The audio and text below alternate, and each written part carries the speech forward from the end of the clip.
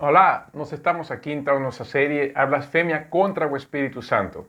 Eu quero que foquemos nosso texto em duas porções da Bíblia. Mateus capítulo 12, verso 31 e em Marcos capítulo 3, verso 28. Por que nos dois? Porque os textos são paralelos e são os únicos textos que Jesus vai falar sobre a sentença da blasfêmia contra o Espírito Santo. Até então, nós usamos Mateus, Marcos e Lucas, mas Lucas foca somente na cura do mudo, na libertação, aliás, do mudo, do sordo mudo, e vai falar sobre a questão da batalha espiritual que eu falei a última ocasião. Aqui neste caso, Marcos e Mateus, Jesus vai falar sobre a blasfêmia contra o Espírito Santo. Então foque nesses dois textos. Mateus capítulo 12, verso 31 e Marcos capítulo 3, verso 28. Aí faremos a leitura dos dois, mas eu quero nesta primeira porção eu vou focar nos dois, aliás. Então eu quero que você fique ligado nos dois, mantenha ali numa pestana, mantendo os dois textos para não se perder nessa hora.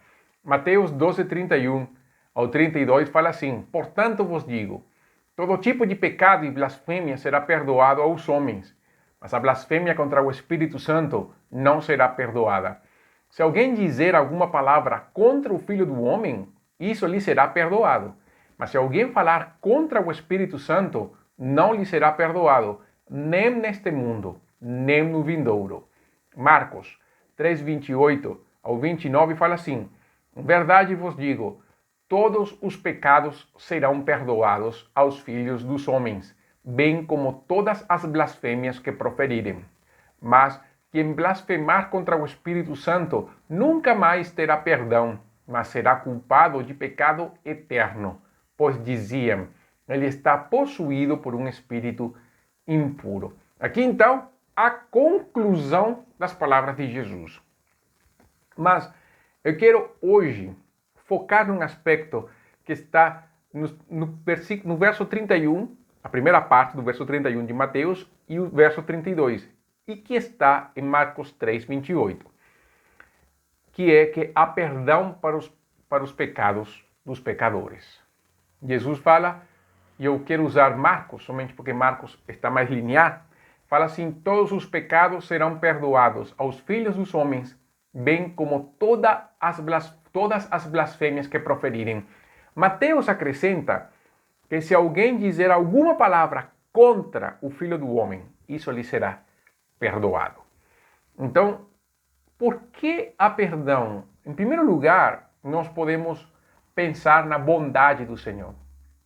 Deus é bom, Ele é. E porque Deus é bom, Ele tem prazer em perdoar. Em Ezequiel, Deus vai dizer que Ele não quer a morte do ímpio. Uma coisa é que a pessoa sem Cristo, ele passa a eternidade sem Deus. Mas isso não quer dizer que Deus queira que isso aconteça. Mas a questão é que a bondade de Deus não está em contradição com a justiça de Deus. Deus é bondoso, Ele é. Jesus garante o perdão a todo aquele que pecar. Ou seja, todo pecado ele será perdoado. Mas há um limite para isso. E essa é a questão. Não há contradição entre bondade e justiça. Então, como não há bondade, nós não podemos esperar que Deus seja tão bondoso que vai perdoar a todo mundo porque simplesmente Ele quer perdoar. Ou como alguém uma vez me falou, por que Deus não joga assim, o perdão como nós jogamos flores no chão? Porque nós jogamos flores no chão que vão ser pisadas. E Deus não concede seu perdão de uma maneira leviana, porque Deus não é assim, porque Deus não vai contradizer a sua justiça. Em Lamentações 3:22, o profeta Jeremias fala assim: a bondade do Senhor é a razão de não sermos consumidos. As suas misericórdias não têm fim. Renovam-se a cada manhã. Grande é a tua fidelidade. Isaías, capítulo 59, verso 1, fala que a mão do Senhor não está encolhida para que não possa salvar, nem o seu ouvido está surdo para que não possa ouvir. Então, há um perdão gracioso do Senhor que ele é ilimitado, no sentido de que está disponível para todo aquele que clamar. Como nós vemos isso? Salmo 130, verso 3 e 4. Salmo 130, versos 3 e 4, Davi fala o seguinte: Senhor, se atentares para o pecado, quem resistirá? Mas o perdão está contigo, para que sejas temido. O perdão de Deus cria o temor de Deus. Quem é perdoado deseja agradar a Deus em tudo, por causa do temor do Senhor, um temor reverente e também um temor que nasce da gratidão. Por isso, e aí vem aquela coisa, o perdão de Deus é condicional ou incondicional? O que a Bíblia vai mostrar é que o perdão de Deus ele é condicional, ele não é incondicional. A morte de Jesus acontece para justamente perdoar nossos pecados, mas mesmo que o perdão de Deus esteja aberto para todos, não quer dizer que todos alcançam o perdão. Timothy Keller, ele vai falar o seguinte, falando sobre a justiça de Deus e o amor. Eu vou citar Timothy Keller agora, cito. A Bíblia diz que a ira de Deus flui de seu amor e deleite por sua criação. Ele se ira diante do mal e da injustiça porque estes destroem a paz e a integridade da criação. Deus está irado com o mundo? Está. Deus está irado com o pecador? Está. Por causa do pecado. Mas a ira é o resultado do seu amor. Porque quando nós amamos alguém e essa pessoa fizer algo errado, nós ficamos irados com a pessoa. Esqueça dessa frase de eu não estou irado com você, eu estou irado com aquilo que você fez. Isso é um absurdo, na verdade. Porque aquilo que a pessoa comete não quer dizer que não está fora da pessoa. Reflete aquilo que dentro da pessoa está. O próprio Jesus vai falar isso em Marcos 7, do coração de que saem os maus pensamentos, as maledicências, os assassinatos, ou seja, nasce do coração. Então, quando nós fazemos alguma coisa, não dá como dizer, ou quando alguém comete algo contra nós, não há como dizer, eu não estou bravo com você, estou bravo com aquilo que você fez. Isso é mentira. Isso, na verdade, é uma maneira de tentar enganar a nós mesmos, nos enganamos a nós mesmos e enganamos o outro. Deus não vive essa enganação.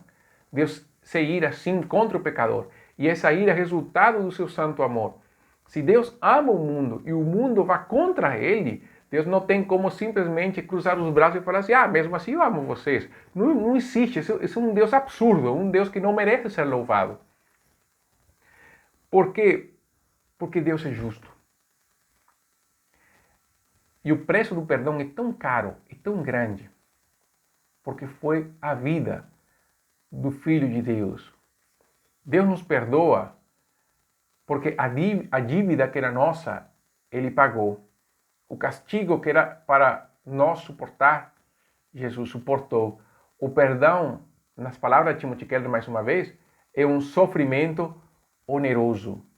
Porque quem perdoa, ele tem que abrir mão da justiça. No sentido de abrir mão do pagamento da dívida. Ele perde. Deus poderia nos culpar pelo nosso pecado e seria justo. Aliás, é isso que se espera dele. Mas quando Cristo morre no nosso lugar na cruz, o que é que ele faz, Jesus? Jesus toma o castigo que era nosso, Isaías 53 vai falar isso, o castigo que era nosso, ele toma por causa de Jesus levar o nosso pecado na cruz, a paz de Deus vem até nós. Por isso que Isaías fala, o castigo que nos traz a paz foi sobre ele, e pelas suas feridas fomos curados. O perdão de Deus vem justamente para reconciliar o homem com Deus. O perdão de Deus não somente reconcilia, já a reconciliação seria maravilhosa, já não seríamos mais inimigos do Senhor, mas o perdão vai além. Ele não somente reconcilia, ele faz com que Deus nos adote como filhos de Deus. Mas como sabemos que o perdão de Deus é condicional? As próprias palavras de Jesus. Marcos capítulo 1, vamos falar sobre isso. No verso 15, a primeira mensagem de Jesus foi a seguinte. Marcos 1, 15.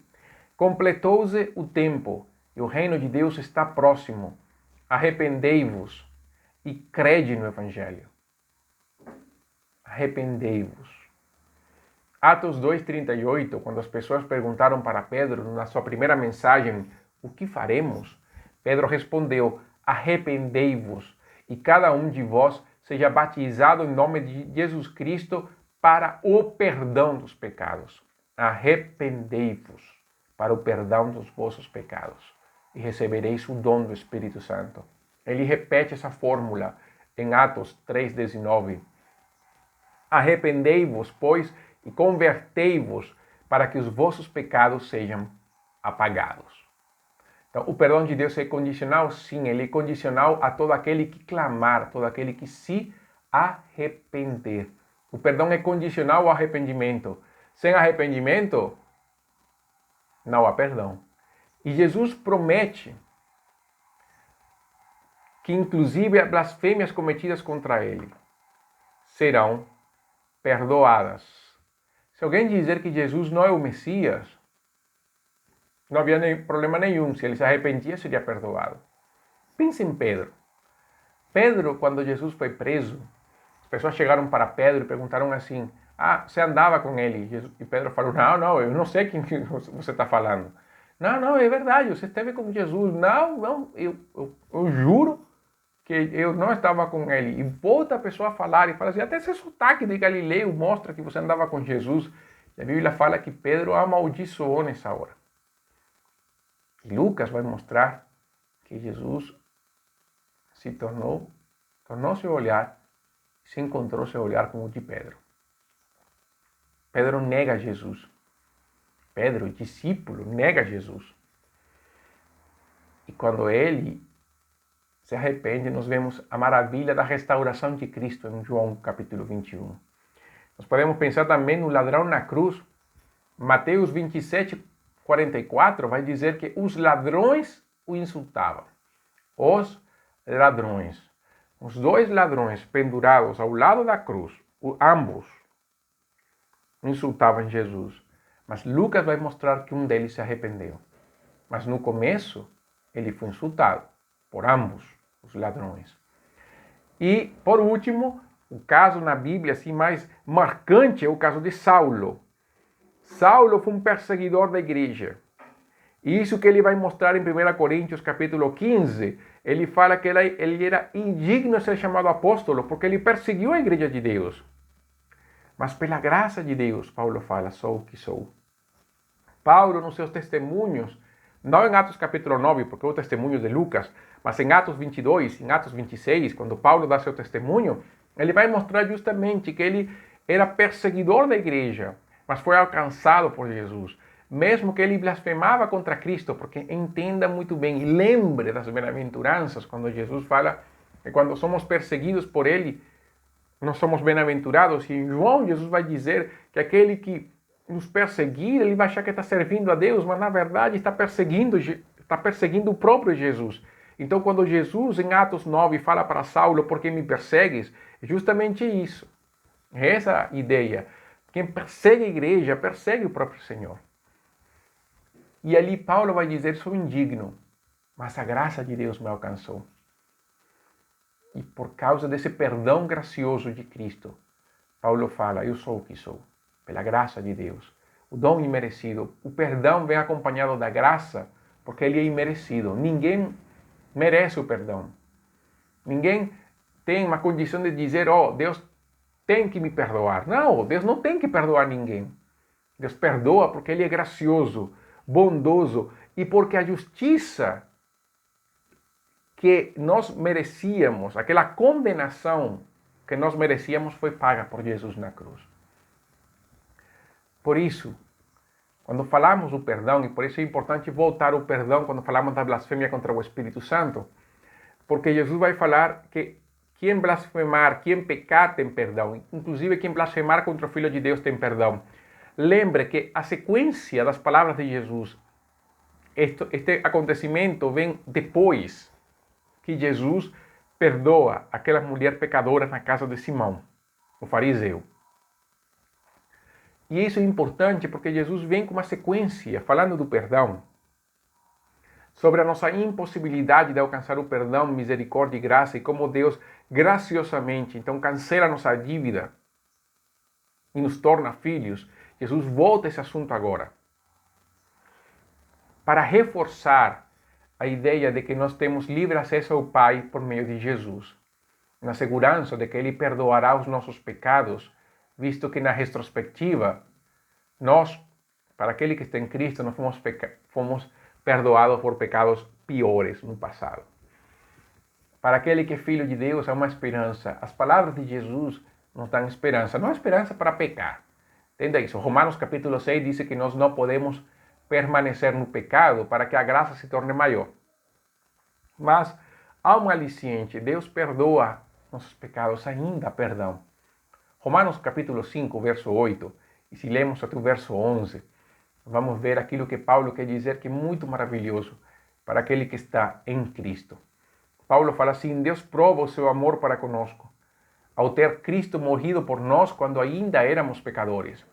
Assim, agora, justificados pelo seu sangue, muito mais ainda seremos por ele salvos da ira. Porque se nós, verso 10, quando éramos inimigos, fomos reconciliados com Deus pela morte de seu Filho, muito mais, estando já reconciliados, seremos salvos pela sua vida. E não somente isso, mas também nos gloriamos em Deus por meio de nosso Senhor Jesus Cristo, pelo qual recebemos agora a reconciliação. É uma segurança maravilhosa de que, se eu sou filho de Deus, perdoado por Deus, quando eu pecar, eu posso me aproximar dele, no arrependimento e fé, e encontrar em Cristo o perdão dos meus pecados. É o aspecto positivo. Nesta primeira parte da mensagem, o aspecto positivo do texto. Há perdão para todos. Perdão de Deus que flui graciosamente do seu trono de graça, por causa de Cristo. E essa é a questão que eu quero mostrar para vocês. E se você nunca conheceu Jesus, se você não teve seu encontro com Cristo, lembre das palavras de Pedro: arrependei-vos. Jesus falou: crede no Evangelho para perdão dos pecados. É o momento de abrir o coração e permitir que a vida de Cristo flua, que aconteça o perdão. Clamar a Deus pelo perdão dos nossos pecados para receber o dom do Espírito Santo, a vida eterna, a reconciliação, sermos chamados filhos de Deus, porque há perdão.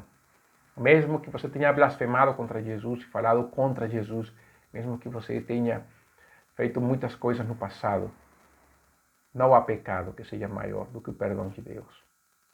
Você vai falar assim: já blasfemia contra o Espírito Santo, não tem perdão. Calma, próxima mensagem eu vou falar o porquê. Mas há perdão para aquele que clamar a Jesus em arrependimento. Vamos orar. Senhor, obrigado por ter morrido na cruz pelos nossos pecados e nos dar a vida eterna. Obrigado pelo privilégio que nós temos, estar no trono da graça e a cada dia, ó Deus, se aproximar e receber o perdão do Senhor. Venha, Senhor, em nossas vidas e que nós possamos viver, ó Deus, nessa beleza do perdão. Ajuda-nos, ó Deus, a que a cada hora o Teu Espírito toque nossas vidas e que na Tua graça, ó Deus, nós possamos viver e andar, e que nunca nos afastemos do Senhor.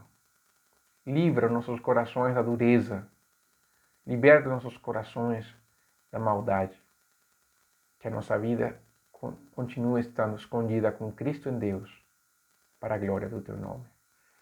E oro por aqueles, ó Deus, que clamarem por perdão, que eles sejam aceitos, reconciliados pela Tua graça. Conceda-lhes, Senhor, graciosamente o perdão, assim como foi a nós concedido. Rogamos em nome de Jesus. Amém. Que Deus abençoe. A próxima mensagem, então, falaremos por que não há perdão para quem blasfemar contra o Espírito Santo. Até então.